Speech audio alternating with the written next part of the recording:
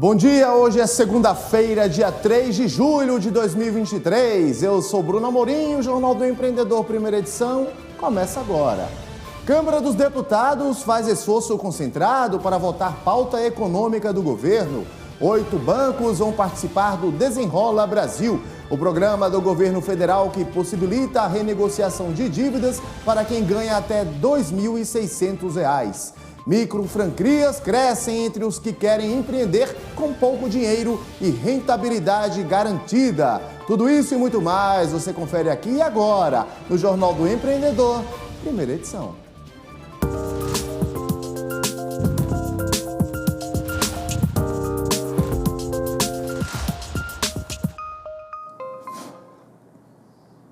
A semana começa com muito trabalho para os deputados aqui em Brasília. A Câmara vai fazer um esforço concentrado a partir de hoje para votar a pauta econômica do governo. O plenário vai analisar as alterações do Senado ao arcabouço fiscal, o voto de qualidade no CARF e a recriação do programa de aquisição de alimentos, além da discussão da reforma tributária. Para isso, o presidente da Câmara, Arthur Lira, determinou que não haja, nesta semana, sessões das CPIs em funcionamento na Câmara, nem sessões das comissões temáticas. Também não haverá audiências públicas.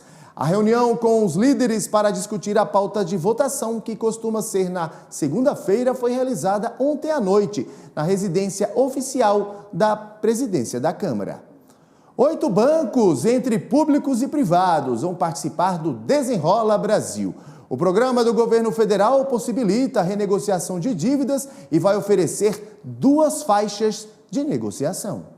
A primeira é para quem tem dívidas até R$ 5.000 e se tornou inadimplente a partir de 1º de janeiro de 2019 e permaneceu assim em 31 de dezembro de 2022. O interessado não pode receber mais do que R$ 2.640 por mês e precisa estar inscrito no CAD Único para programas sociais do governo. A dívida poderá ser dividida em até 60 meses, com parcelas acima de R$ 50.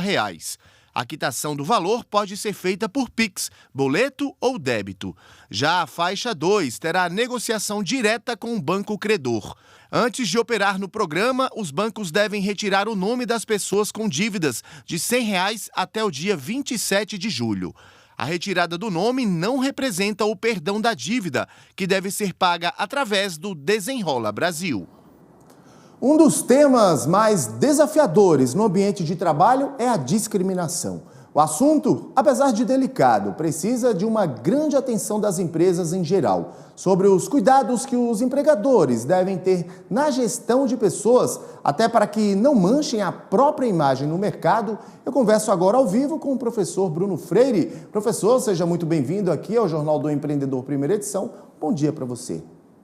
Bom dia, eu agradeço o convite, é um prazer estar aqui participando desse programa Empreendedor. Prazer é nosso em te receber aqui para esse bate-papo tão especial, professor. Professor, você acredita que as empresas elas têm dificuldade em contratar pessoas com mais de 50 anos? Sim, infelizmente nós vivemos num país que existe um preconceito realmente com pessoas de idade mais avançada, né? Mas a Justiça do Trabalho está atenta, né, para esse tipo de discriminação e as empresas precisam se adequar, né, a esse novo contexto de inclusão de todo tipo de pessoa e a vedação pela Constituição Federal de qualquer tipo de discriminação, o que inclui a discriminação por idade. Professor, 57% da força de trabalho brasileira terão aí mais de 45 anos em 2040. As empresas estão se preparando para esse cenário? Realmente, esse é um dado estatístico importantíssimo, né? Nosso país está envelhecendo, né? E as empresas precisam estar se adequando a essa nova realidade, né? Adequando aí os seus postos de trabalho para as pessoas com mais idade sem realizar qualquer tipo de discriminação, né? Aliás, acho que a pessoa com mais idade, a pessoa está mais experiente, né? Está mais madura, então não justifica, né? Fora algumas situações excepcionais, né, de determinadas funções, esse tipo de discriminação com pessoas de mais idade, né, esse preconceito com pessoas de mais idade. Isso não é inadmissível, né? É verdade, professor. Inclusive, o Tribunal Regional da 2ª Região julgou um caso recentemente de uma colaboradora acima de 64 anos, né, que foi aí, sofreu um certo tipo de preconceito, discriminação por parte do seu supervisor. Você acredita que essas organizações, elas ainda, as empresas brasileiras, elas apresentam algum tipo de preconceito, discriminação contra pessoas com acima de 50 anos, por exemplo? Sim, ainda existe e, como foi citado, a jurisprudência, a Justiça do Trabalho está atenta a esse tipo de situação. Então, os empresários precisam ter um cuidado, não há somente decisões de tribunais regionais do trabalho, mas já, inclusive, decisão do Tribunal Superior do Trabalho, que determina a reintegração de empregado que foi demitido por preconceito com idade, né? Então, esse tipo de discriminação, esse tipo de rescisão do contrato de forma discriminatória por idade avançada, pode ter consequências para o empresário. O empresário deve ter um cuidado, porque a jurisprudência, não só dos tribunais regionais do trabalho, mas também do próprio Tribunal Superior do Trabalho, já tem trazido aí uma série de consequências. Não somente a reintegração, a determinação de reintegração daquele empregado que é demitido de forma discriminatória por idade, mas também a aplicação de multa e indenizações por danos morais. Então, os empresários, aí as empresas precisam estar atentas para evitar esse tipo de conduta, pois ela traz muitas e graves consequências na Justiça do Trabalho, fora a imagem da empresa que restará aí prejudicada com esse tipo de comportamento discriminatório. Professor, falando desses cuidados, o que é que o empregador, o empreendedor, ele deve estar atento, fazer aí na gestão das pessoas, na contratação do pessoal, para que ele, de fato, não incorra em um crime ou em uma discriminação? Ele deve estar atento com seus funcionários, né? Trazer o tema dentro da regulamentação da empresa, ter políticas de inclusão social em todos os sentidos, o que inclui pessoas com idade mais avançada, né? Uma orientação muito grande para os seus gestores e políticas e práticas aí que não tragam nenhum tipo de discriminação, o que inclui também a discriminação por idade, né? Ou seja, então, pode seguir, professor. É preciso não só estar no papel, né, dentro de sua regulamentação, nos seus acordos coletivos e convenções, mas também na prática diária, né? Não adianta estar só no papel e o empregador não praticar, né? Precisa ser uma realidade, né, de forma que ele evite aí qualquer tipo de repreenda da Justiça do Trabalho ou do Ministério Público do Trabalho, que podem estar aí trazendo inúmeras consequências jurídicas para esse tipo de comportamento discriminatório em relação às pessoas com mais idade. Além dessas políticas públicas de discriminação, contra a discriminação, né, professor? É importante também que as empresas, os empreendedores, eles se atentem até mesmo a criar uma própria ouvidoria interna, né, no ambiente ali de trabalho, né?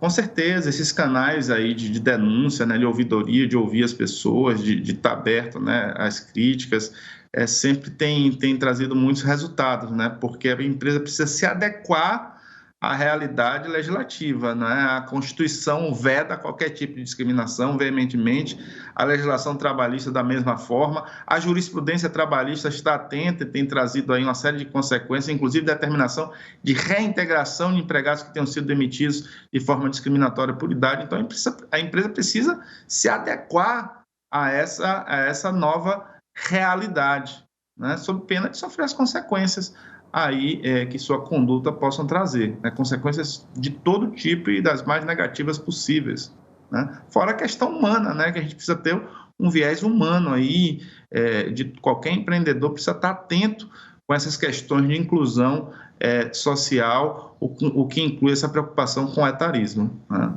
Com certeza. Professor Bruno Freire, ele que também é advogado trabalhista, quero agradecer aqui a sua participação ao vivo conosco no Jornal do Empreendedor, primeira edição. Ok, muito obrigado, foi um prazer participar, eu sigo à disposição aí de todos. Um bom dia e ótimo trabalho. O mercado de startups vem crescendo desde a pandemia e são diversos projetos que ajudam na jornada de cada uma rumo ao desenvolvimento. Vamos conferir a reportagem de Camila Xavier. Com soluções inovadoras e simplicidade nos processos, as startups estão ganhando cada vez mais espaço no mercado. O Brasil conta com aproximadamente 20 mil startups.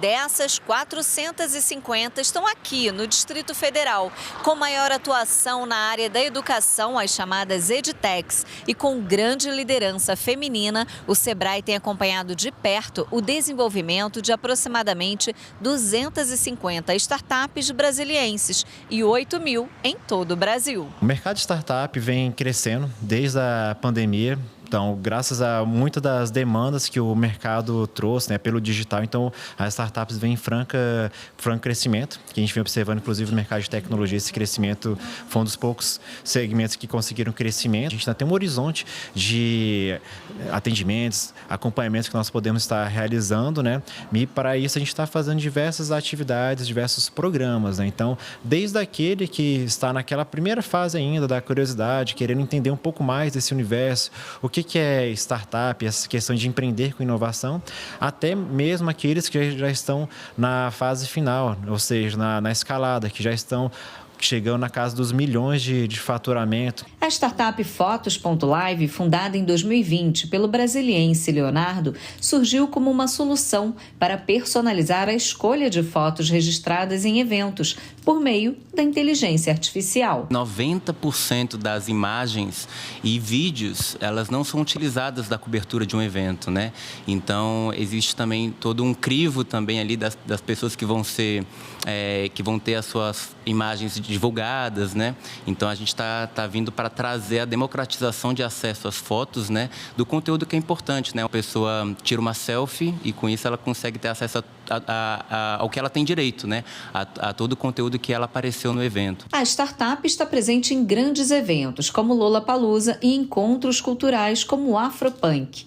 Nesses eventos, a plataforma é usada também para identificar convidados em meio à multidão e mensurar dados relevantes sobre o público presente, como a quantidade exata de homens, mulheres, crianças e idosos, por exemplo. A gente transforma o fotógrafo em um coletor de dados. A gente consegue mensurar se as pessoas, por exemplo, estão utilizando óculos. E se o óculos, aí a gente consegue também saber não só se a pessoa está utilizando óculos, mas se o óculos é de grau de sol. Então, para uma patrocinadora ou para uma marca de uma ótica, né, uma marca que trabalha com moda, isso é uma informação importante para ela saber ali que o público dela está ali naquele evento ou não, né? E com todos esses dados, a ferramenta possibilita ainda um alto engajamento orgânico nos eventos. A gente consegue aumentar em 600% com essa solução. Elas naturalmente vão postar na internet, né? Nas suas redes sociais e tal, né? Então é algo ali que a gente consegue aumentar em até 600% ali o engajamento de uma forma orgânica. A startup conquistou recentemente o primeiro lugar entre empresas latino-americanas, selecionadas para participar de um dos principais encontros de inovação global, a Feira Next Rise, na Coreia do Sul, organizada pelo Sebrae em parceria com a Embaixada do Brasil. É muito importante essa questão de levar para o mercado a partir de eventos. Então, realizamos feiras de negócio, né? E também eventos de conexão com o ecossistema. Nessa questão, a gente contribuiu no seu desenvolvimento, a sua jornada como empreendedor. Os eventos acabam sendo um hub, uma plataforma de lançamento para negócios, para que eles tenham alcance a outros mercados e outras oportunidades. Com apenas 3 anos de atividade, a Fotos.live segue marcando presença em eventos na Argentina, Estados Unidos e Portugal. A abrangência internacional da startup acelera o crescimento e facilita a interação com todo mundo. A nossa solução já é uma solução na nuvem. A gente, na verdade, a nossa solução ela 100%, a gente vem de uma nuvem, né? Então, o nosso escritório nada mais justo do que ser na nuvem também. Então, a gente tem colaboradores aí, e meus sócios estão espalhados aí em uns 3 continentes diferentes, né? A Coreia do Sul foi muito legal, porque realmente, né, obviamente, é o polo tecnológico da Ásia, uma das maiores feiras, se chama Next Rise, e a gente não viu nenhuma solução parecida com a nossa. Então, é algo que, tanto que o próprio evento, ele nos deu um destaque maior assim, né? E eu acabei apresentando num painel representando toda a América Latina. E no próximo bloco você vai conhecer mais sobre o mercado de microfranquias. Franquias, ficou interessado? Então não saia daí, eu volto daqui a pouquinho.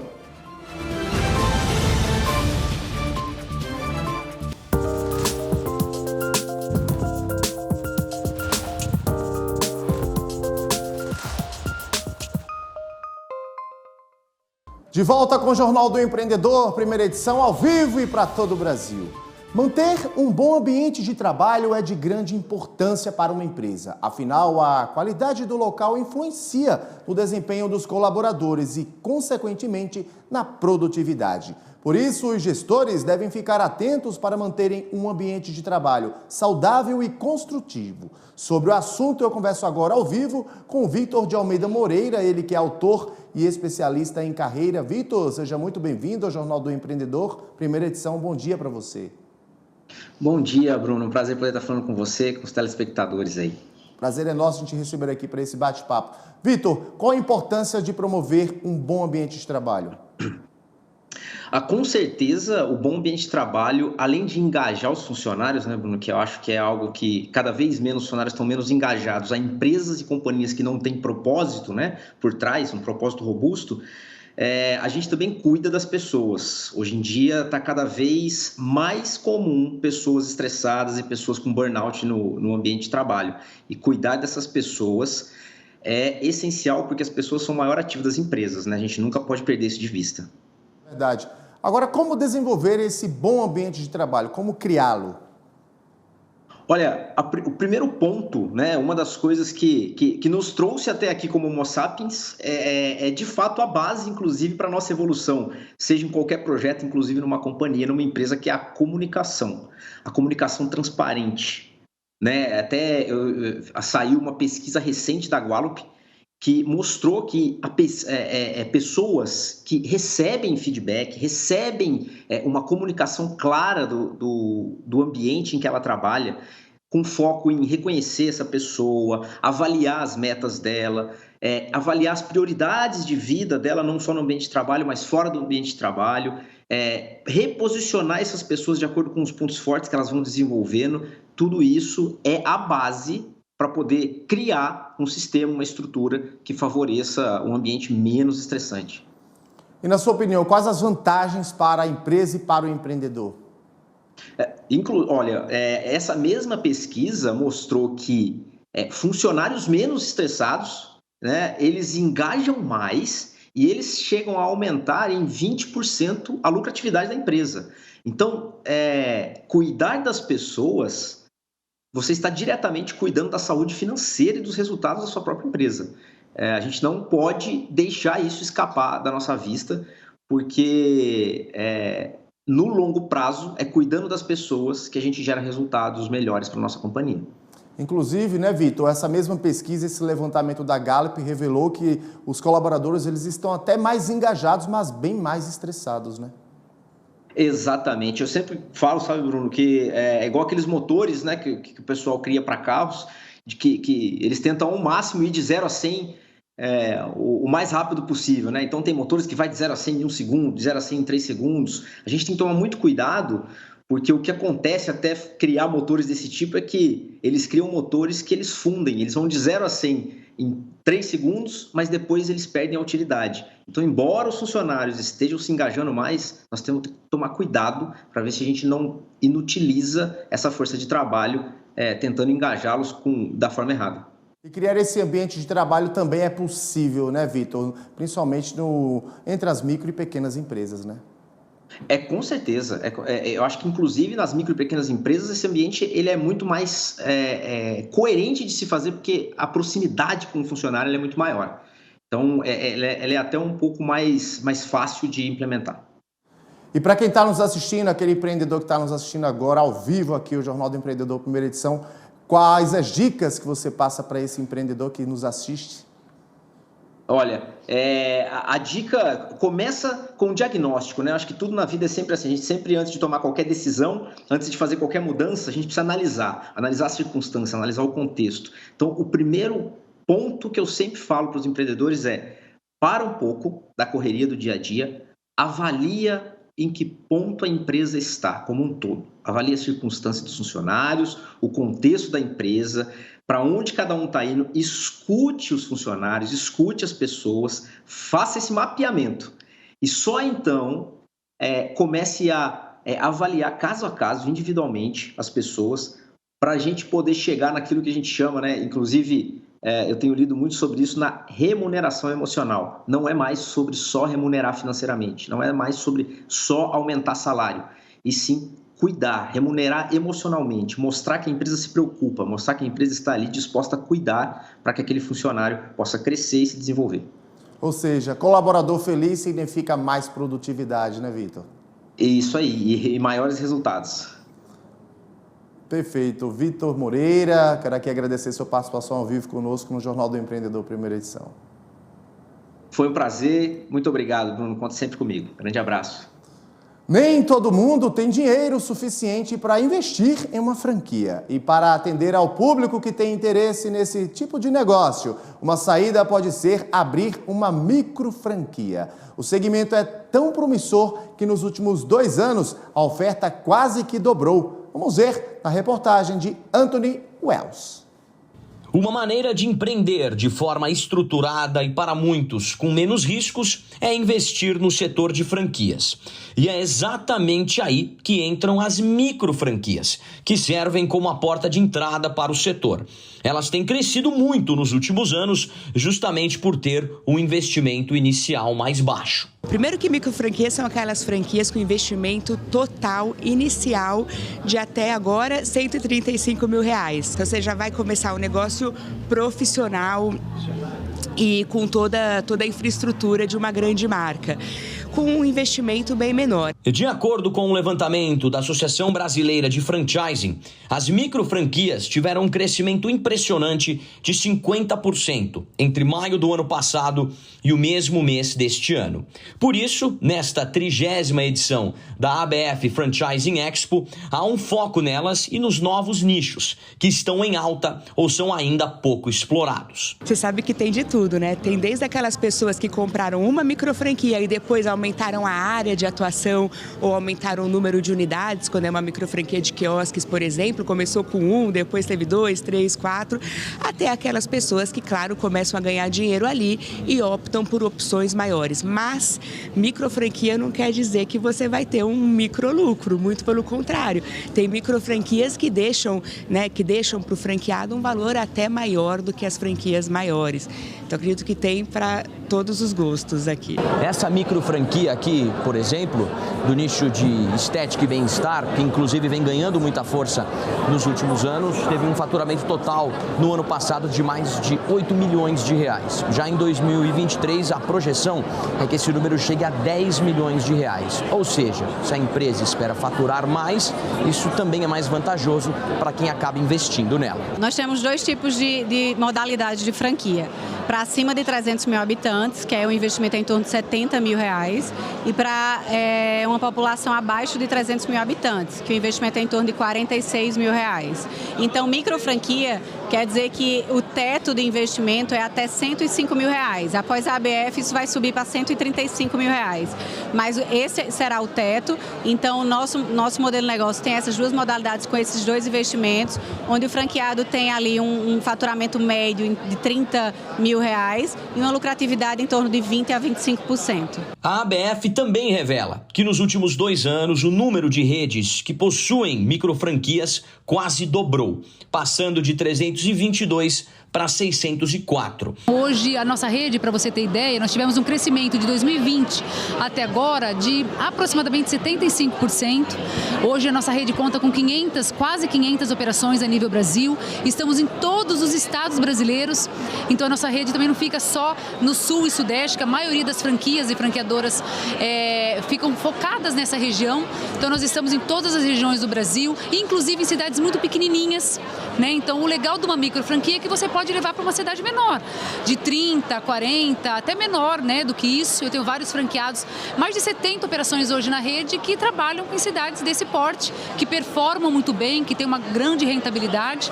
Então, hoje a média dos nossos franqueados é faturar em torno de 60 mil reais aproximadamente, com uma liquidez em torno de 18% a 20%. Mas, como praticamente tudo na vida, existem os seus riscos. Mesmo que para muitos profissionais do ramo são poucos, é necessário ter preparo, conhecimento, pesquisar bastante e ter paciência na hora de se aventurar no universo das franquias.